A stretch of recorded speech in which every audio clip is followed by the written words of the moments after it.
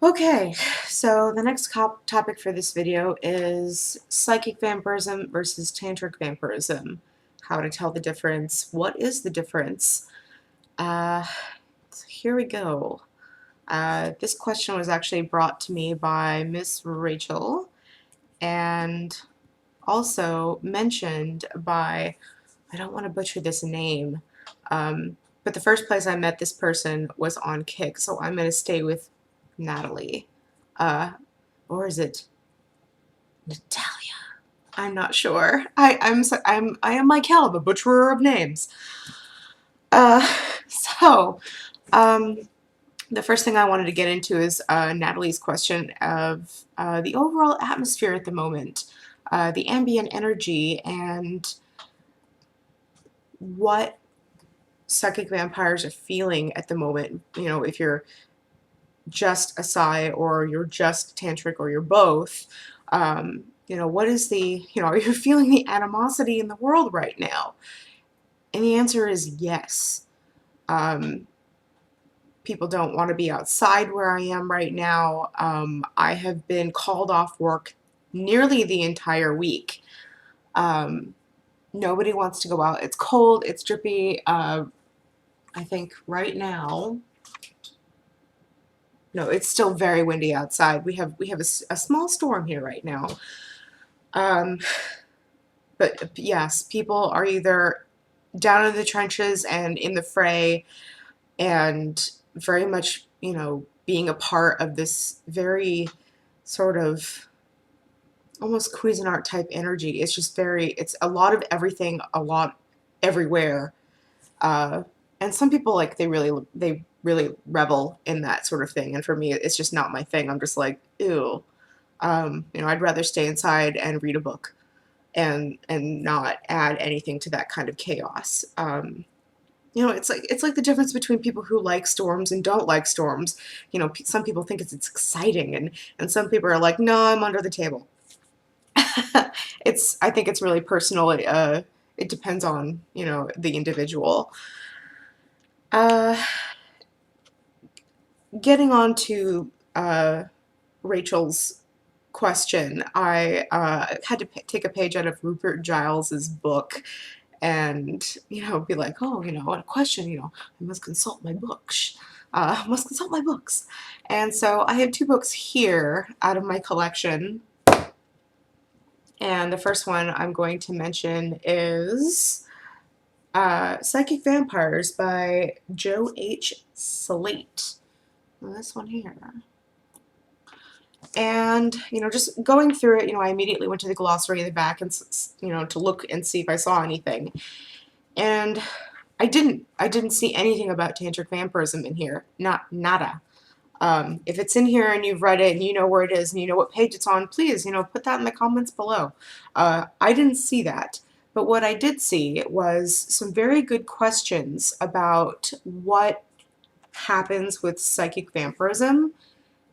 And I figured, you know, just reading a couple of these might actually give you a better idea of the difference between a psychic vampire and a tantric vampire. And to be, let's make this more confusing. You know, a tantric vampire is still a psychic vampire, but this is like a branch off of. Um, so you can be a psychic vampire and not be a tantric vampire. And also, there's going to be some definitions in the description below that will help you better understand. I didn't want to read them out loud because, one, I'm terrible at reading out loud. You know, that would just be like a video to laugh at me at. I could just see some people say, just in the audience, be like, you suck at reading out loud. So I'm going to list those in this description below, but also I also have another book here, so I don't want to waste too much time. But something that struck me, I think, is here on page 21. It goes into, you know, answering some questions like, can a psychic vampire strike from a distance? And here it says a vampire attack can occur during physical contact. such as hand-to-hand strike or touch on the shoulder. You know, I would almost put that under tantric because that's physical contact. And if you are strong enough as a psychic vampire, you know you can make contact at a distance. You know you can feed on people halfway across the world just as long as you have that connection. So, I think Joe is sort of insinuating that psychic vampires and tantric vampires are really the same thing, and it's just a skill preference. But there isn't a difference, that it is one cohesive being. But the tantric vampire just, it happens to lean more on that leg, I guess is what he's trying to explain. What's another one? What are the long-term effects of psychic vampirism on a vampire? Over time, the psychic vampire can become so powerful that it dominates a person's life.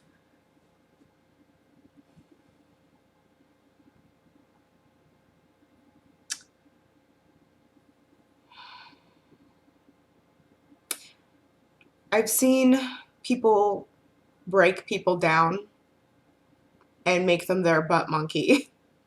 I've seen people lose mental clarity and their foundation and stability in themselves. I don't think that happens with tantric vampirism. You know, at that point, if you really have that much control over somebody's life and you are a tantric vampire, you know, you're living with that person, you're having sex with that person, they're in your general vicinity 24/7. And that's not to say that a psychic vampire can't do that either, because they can. But I feel like a tantric vampire has more elements involved. Um, and I feel that when someone gets to that point that they are just lording over somebody's life and really latched on and just sucking the life out of them, one, you don't know what you're doing. And if you do, shame on you. It's incredibly destructive. And to do it and not have, I mean, you know, there's no good reason. There's no good reason. It's entirely negative, and that is the bad side of vampirism. That's what makes the community look bad. It's when individuals can't control themselves, and they have terrible reasons and terrible excuses for doing things. You know, I had somebody like that in my life, and unfortunately, I can't get rid of them because they're family. um, and you know, there does have to be a certain amount of distance. You do have to learn how to protect yourself, and that can be really tricky. Is there a difference between protecting yourself from a psi-vamp versus a tantric vampire? No. You'll notice that psychic vampires, you know, they talk with their hands. They're very animated. And so is the tantric vampire. The tantric vampire will touch you. They have almost like a less respect of your space. They feel friendly enough that touching you is okay. Being in close quarters is okay. You know, not to mince words here, but the sanguine personality is very much a vampire, not to be confused with sanguine vampirism. Let's see what else is in here. What is the relationship, if any, between a psychic vampire and violence? Failure of a psychic vampire to meet personal energy demands can cause frustration, panic, anger, and even violence. That's true. I feel like this book is really coming from a place of very outside the community. People who aren't in control of themselves. People who don't know what they're doing. You know, I feel like, you know, my colleagues, if you want to call them, and other people in the community, friends, family, acquaintances, everybody who knows that they're a vampire, this book is really not for them. And it's not for the victim or the donor of people who know what they're doing. This is for the person that has no idea why they come home, get yelled at, and are exhausted.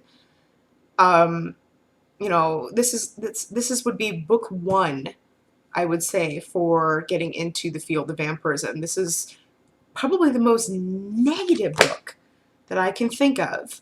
And when I mean negative, I mean it's just, I would say it's the first layer of the cake of vampirism if you're going to understand it. But this book, because it is so, I don't want to say superficial because it has really good information, but it doesn't take into consideration the vampires that know what they're doing. This is the, you know, the psychic vampire of the wild that has no notion of community, no notion of ethics. This is somebody who, you know, this is the book to help someone who's been attacked by someone who doesn't know what they're doing, if that makes any sense. The next book I'm going to go after is Michelle Belanger's Psychic Vampire Codex. I've mentioned it. It's here. And it's got a great definition of Tantra in the back in the glossary, and I'm going to put that in the description. I do have to say that as far as making a partition between psychic vampirism and tantric vampirism, it also does not make a separation. In fact, the only thing I saw in here, let me see, was sources of energy. And I'm not actually seeing anything jump out at me that there is like a blatant difference between ways of feeding. I didn't get the chance to talk to any donors about how they feel after they've been fed on. You know, a psi versus a tantric. You know, unless we're only gonna talk about the difference between, if you're gonna boil tantric down to just sex, then there's a difference because there's pleasure involved, there's a lot of mixing of energy, there's, you know, the large ending that is, you know, extremely sexual. That's worded terribly. But you know what I mean. You know, sex in itself is fireworks. So to add vampirism to that even just makes more fireworks. So in this conclusion, I would say that tantric vampirism is the same as psychic vampirism. It's just one, it's the delivery system. It's the way it's projected. You know, there can be a certain amount of coquette or you know, mysteriousness, something that draws people in that is more of like a physical or sexual nature. You know, I know some psi-vamps that have absolutely, they don't consider it sexual. You know, they'll just, you know, put hands close or on, and there you go down the tube. And then for some tantric vampires, they're nearly considered succubi or incubi. And that's blurring the line as well. So if you think about it, you know, you have a pH scale of, you know, sanguinarianism here, psychic vampirism here, and then you have tantric on the side. And that sort of bleeds into, you know, the succubi, incubi, almost demonkin realm of people who do nothing but feed on sex. I mean, and I guess you could say it's preference, but I know some people will extremely argue, no, this is what I feed on. This is what keeps me going. You know, and at that point, and I'm like, that is the exact same argument that an unawakened could have.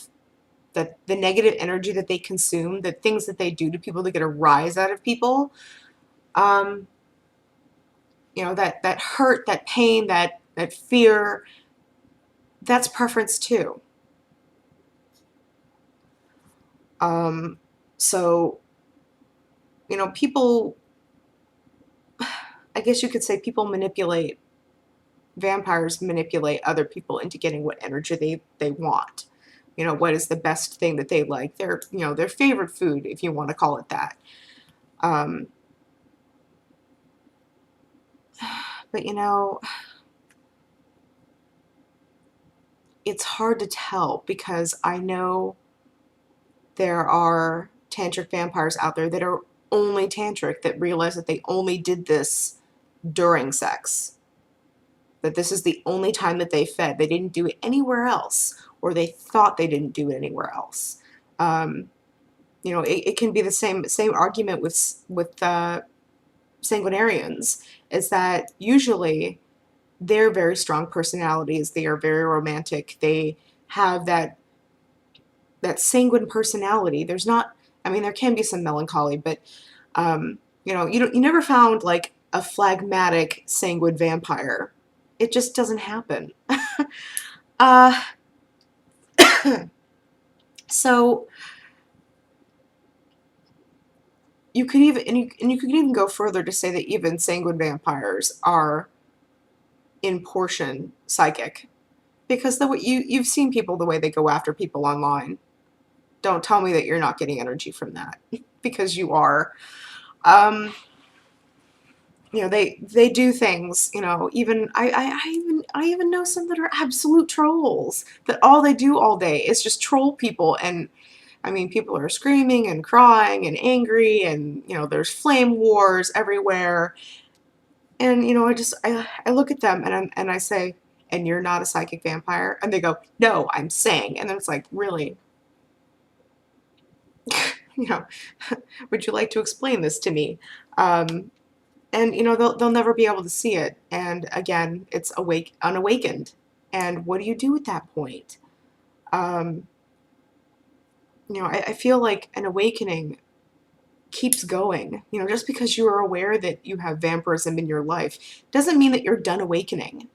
And I feel like so many people in the community stop when they realize what they're doing, how they're doing it, how to do it on purpose, and realizing that this is a function that they need. They just stop learning. And it's a shame, because seeing it is just heartbreaking, knowing that there's so much more out there that's worth learning. So I think that concludes the end of the video. I'm sorry that I can't give like an absolute definitive answer if there is a difference. But you could definitely say that tantric vampirism is a branch of psychic vampirism. And I can even go further and say that vampirism, when it comes to sex and sex magic, and even tantric vampirism, it can be separate from each other. Me, in my own life, I do not feed tantrically. I don't touch people to feed from them, but I can sexually feed from people. So where does that put me? There is no name for a sexual vampire, so the closest thing I can fall under is a tantric vampire. See what I mean? Is that even in my own life, it does pertain to the person and the individual. So the quickest way to say is that if you do feed physically or sexually, to label yourself as tantric. But even in places where people ask me, you know, what type of vampirism do you have? And I say psi, sang, and tantric, because tantrically is not the only way I feed psychically. You get what I'm saying? You follow me? If this brings up any questions for you, if you ever have further questions, please link them in the comments below. Please like and subscribe to my videos. It helps me reach a wider audience. And with that, I think I'm gonna go make some Nutella pancakes, because it's cold and I haven't even eaten yet. And oh look, it's 12 o'clock. Have a good night.